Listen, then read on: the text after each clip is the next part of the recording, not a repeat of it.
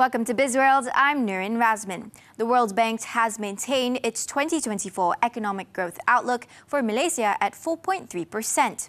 Its East Asia and Pacific chief economist Aditya Mattu said the growth is supported by expectation of a likely recovery in global growth and the easing of restrictive financial conditions.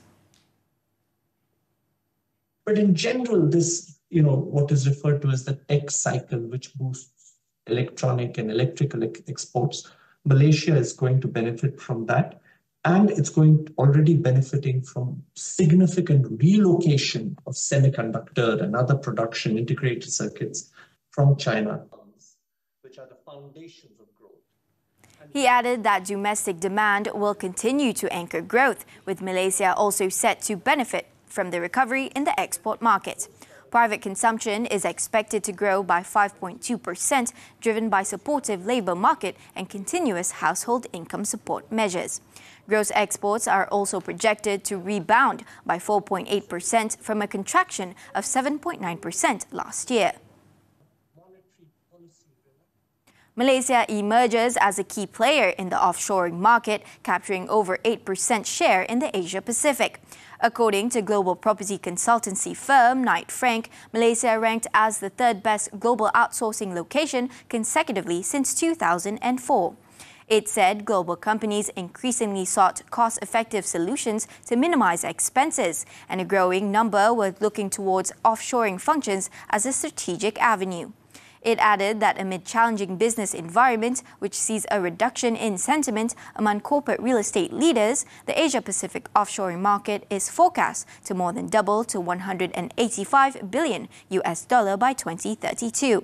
The growth is expected to drive an additional office demand of between 4.7 and 5 million square meters per year for the next 3 years.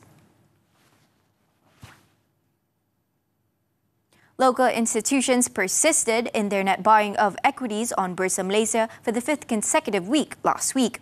According to MIDF research, these institutions bought 587 million ringgit worth of equities. The research house said foreign investors continued their selling trend, amounting to 435 million ringgit. Sectors with the highest net foreign inflows last week were property, construction and energy, while sectors that recorded the highest net foreign outflows were financial services, consumer products and services and plantation. Meanwhile, local retailers too sustained their net selling streak last week, totaling 152 million ringgit.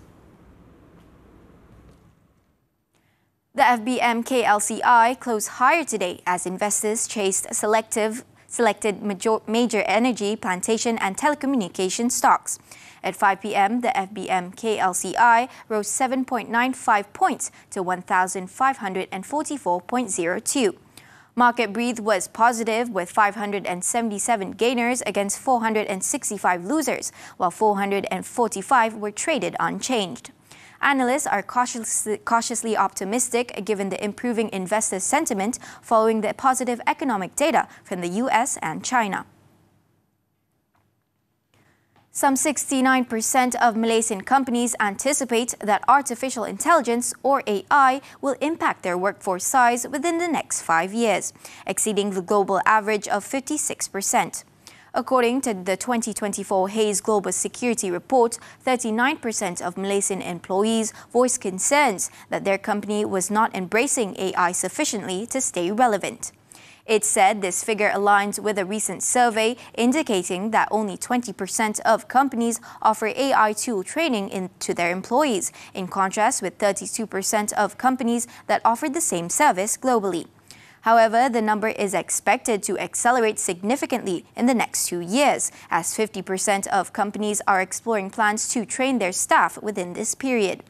Malaysia has shown a notable focus on upskilling, with 48% of local cybersecurity professionals indicating that over 6% of budgets are allocated to talent development, in contrast to 26% globally.